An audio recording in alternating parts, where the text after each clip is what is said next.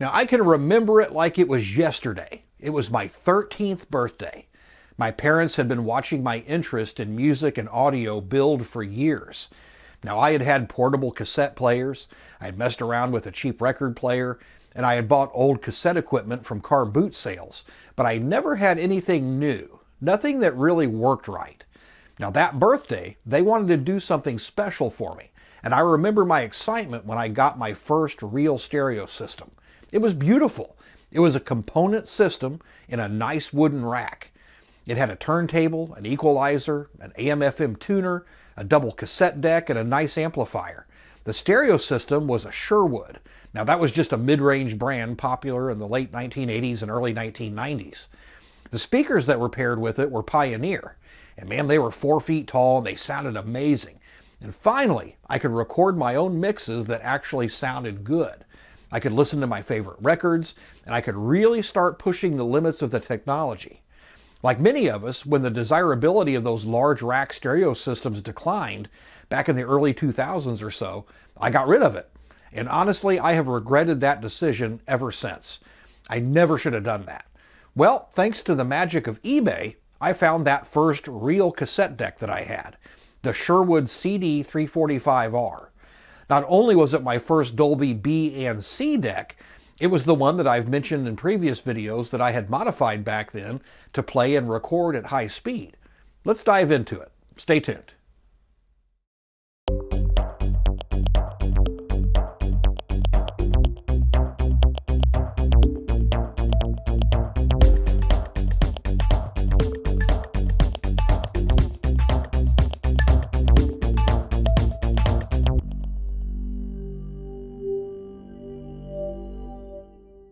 Now, it was a truly magical day for me when I got that first real stereo system. And yes, I realize that Sherwood is not the best brand out there, but I didn't care, and I still don't.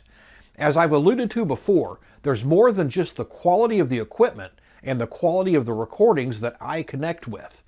For me, it's the memories of experimenting with different brands, formulations, and type of tape.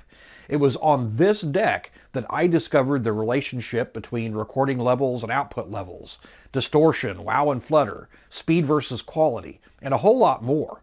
It jump-started my ongoing love of analog recording.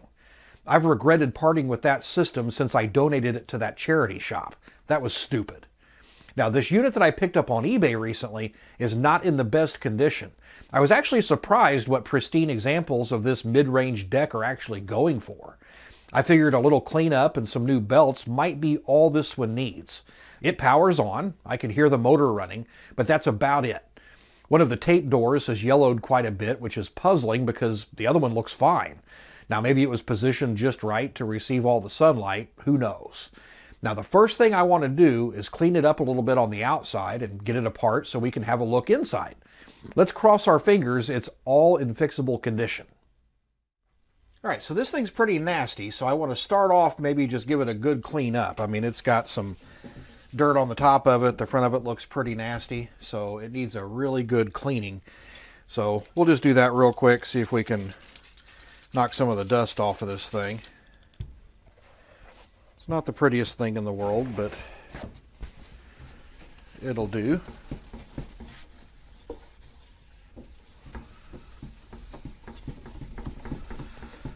It looks like this thing has sat for years. I mean, it is definitely, it's pretty caked up. So we can get some on the front here.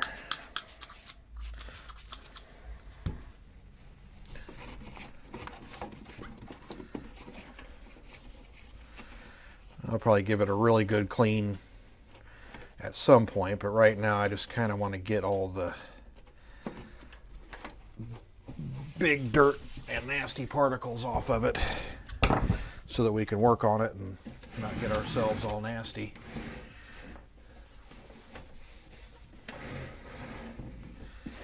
Back of it's not too terribly bad. All right, we'll go ahead and get the cover off of this. There's 2 screws here in the back. And then we've got 2 on each side. That should give us access to the mechanism on the inside.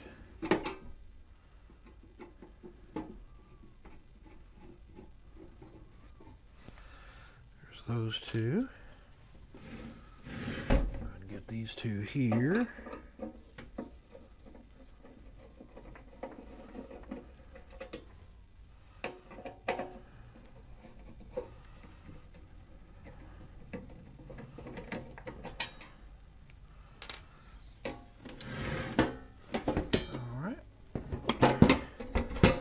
Two on this side.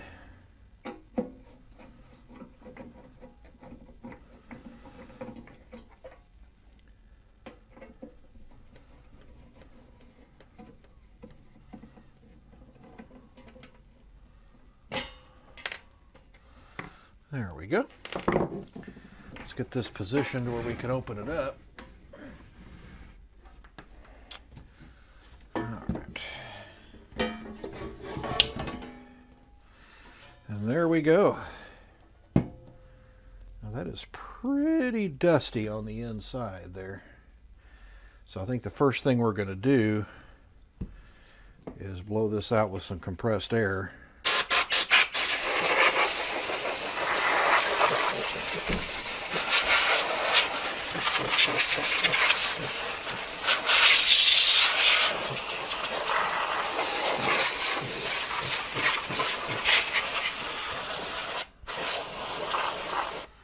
All right.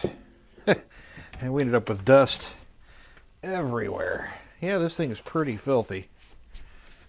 There we go.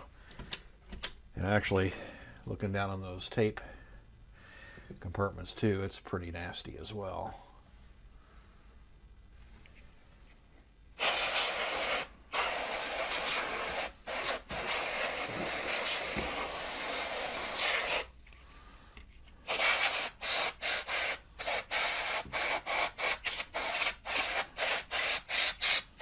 There we go. All right, so it looks like our main problem is that the belts have completely got eaten up on this thing. There should be a belt going from the motor here, across these pulleys here, and then across to these two. It's a dual deck, so there's two mechanisms. There's only one motor. So the belts themselves, there's some pieces left of the original belts. Pretty nasty. So you can see there, kind of gross. But unfortunately, I found a service manual for this, and it doesn't actually give any indication of the belt routing. I don't think this one's going to be too difficult. I think it just comes from the motor over this pulley, around the pulley behind the flywheel, and then back around. I think it's going to be pretty simple to figure out the routing on it. We just need to be able to get back here, get all the old belt pieces. There's some more there. Get those all cleaned out. Make sure we don't have any residual gunk in the way from these old belts.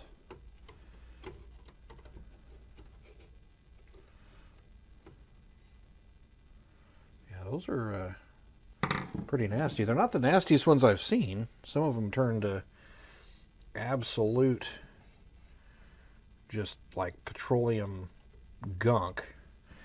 These still have a little bit of toughness left. They're not really turning my fingers black or anything. These screws out of the way. I found that it's easier just to go ahead and take a couple of screws out than mess with something for an hour trying to squeeze tools in a tight spot. You could have had it done if you just took a couple extra screws out of something. To just do that, it might make it easier to lube everything up as well, because it doesn't look like we've got but 4 more screws holding that entire mechanism in place. So we'll just carefully take those screws out. All right, so that's our motor right there. We've got a little bit of belt left on that to get off. Get a finger back there behind it.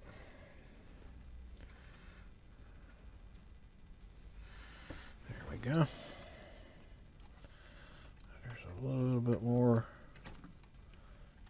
left on there.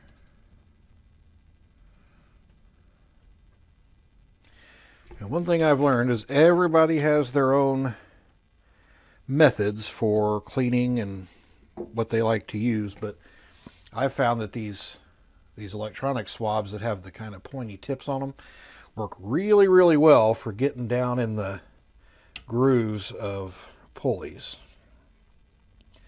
And a little bit of isopropyl alcohol tends to dissolve any of that nasty belt material that's left over. Like we're getting a little bit of it on the tip there. I don't know how easy that is to see, but it is dissolving what we had left. Just work your way around. Be very careful to make sure you get all of it, because you do not want this stuff on your new belts. All right, so got some belts picked out here that should do the trick. I've got two of them. There's two pulleys on here, so we should be able to get the inner one in and then do the outer belt as well. So we'll see if we can get these threaded in here.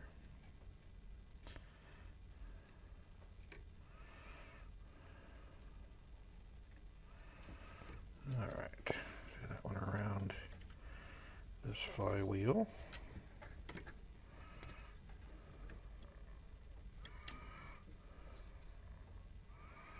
There we go. When that's in, that'll come through there. Okay. So I'll get this one in.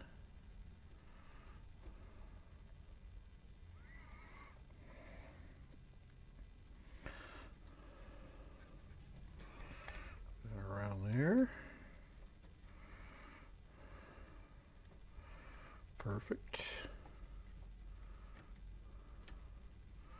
Make sure we don't have any twisted belts. That looks pretty good.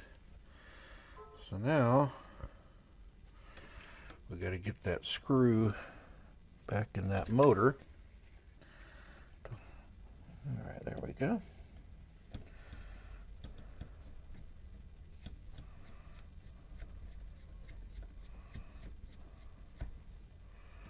Perfect.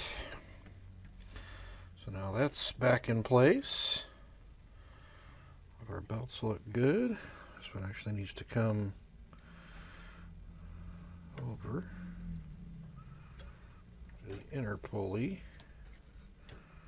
There we go. Got this one on the outer, going to the inner one on this.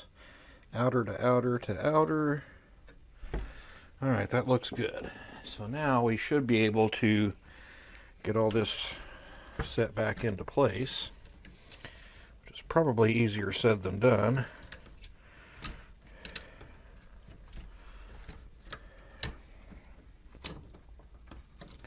Let's see what we're catching on here.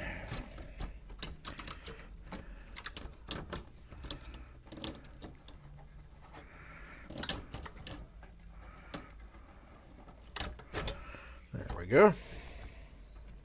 I'll just go around working these screws back in.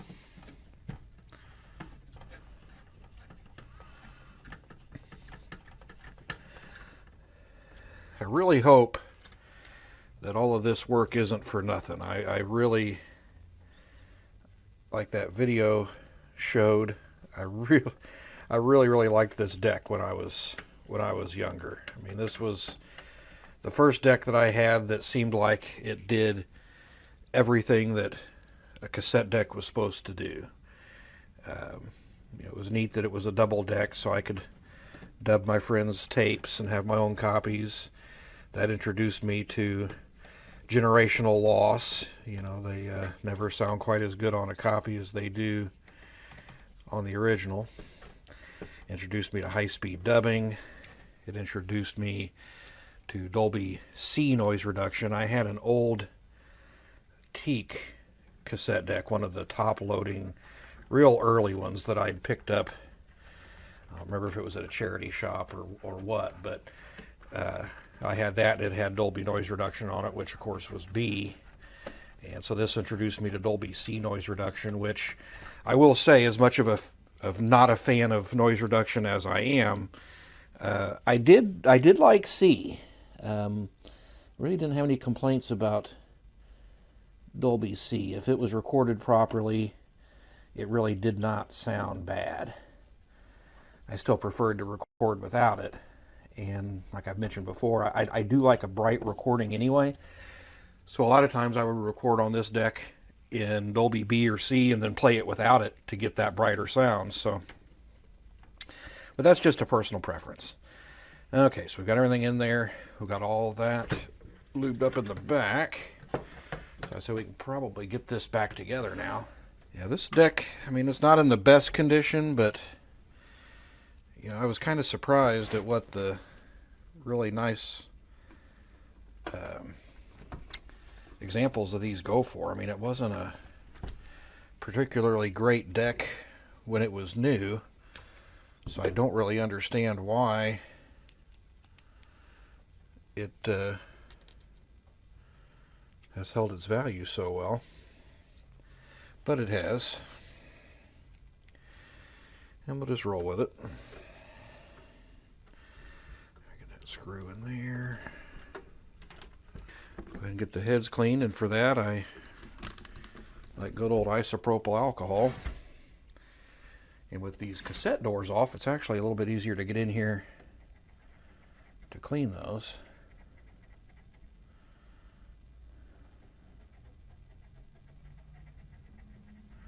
Really not too terribly bad. I mean, if we look at that swab, it's not terrible. Get the erase head here.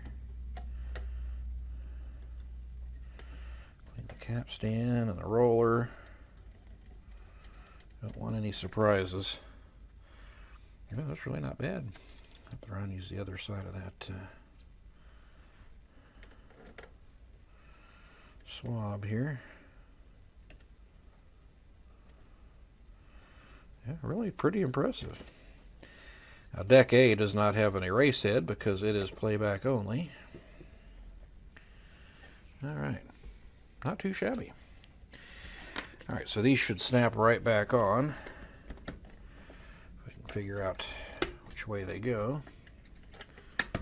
There we go. And got one for deck B here. Drop in there.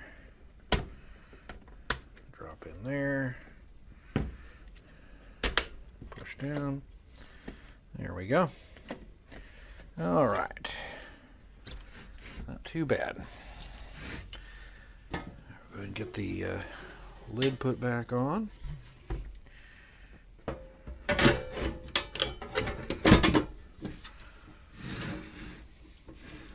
We got a couple of screws on each side for this. Run those in real quick. The way this channel works, even if it doesn't work, you're still going to be watching this video, so I guess we'll find out together here if it was a colossal waste of time or if I get to relive some childhood memories here.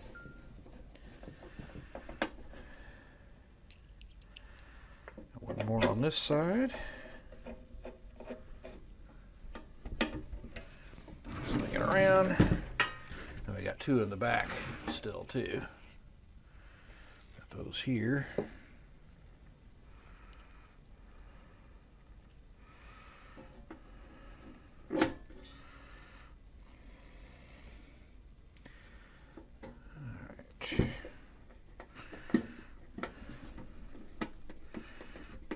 There.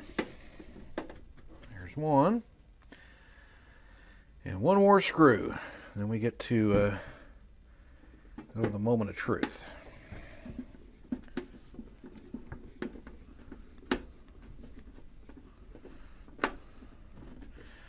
All right. Now, I'm not going to go into the high-speed modification in this video. We're going to leave that for another episode. Today, I want to explore the features of this deck.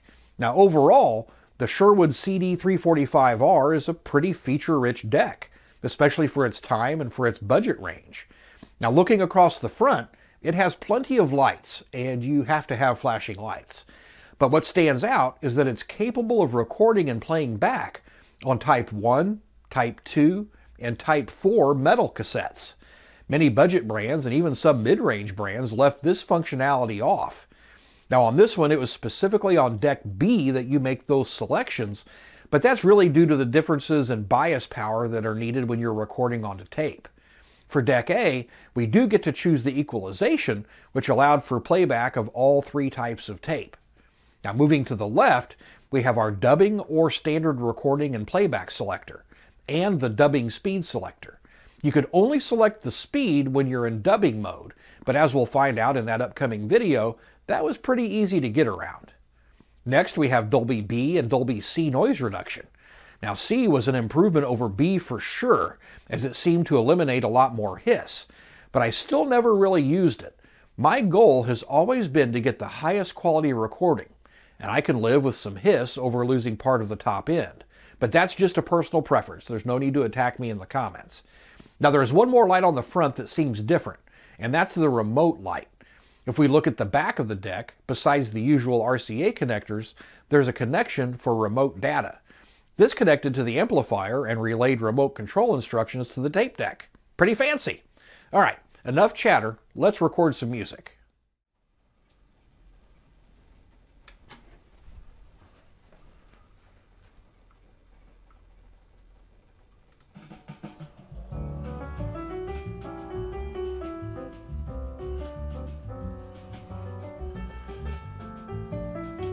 Well, looks like I get to relive my childhood memories again. That really brings back some great memories. You know, it seems like the older that I get, the more that I want to dive back into the past and do some of the things that I really used to enjoy. You know, over the years, those things get put on the back burner or forgotten because normal daily life takes over. One of the reasons why I started this channel was specifically to be able to do those very things and share them with all of you. You know, sure, we cover other vintage tech related things here too, but helping other people rekindle their memories and their love for these long forgotten pieces of history is really what drives me to do what I do. You know, recently I was able to start offering channel memberships. If you enjoy these videos and want to help out the channel, while at the same time being able to see more in-depth sequences from some of the videos, or even some members-only content, please consider becoming a member of the channel. Now, it is absolutely not required, and I will never put my main content behind a paywall. I think these main videos should always be free to watch. Everybody deserves to see them. If you can't help out like that, give me a subscribe and a like if you can. It really helps me out, and it doesn't cost you a thing. I'll still be forever grateful. Until next time, thanks for watching, and happy listening.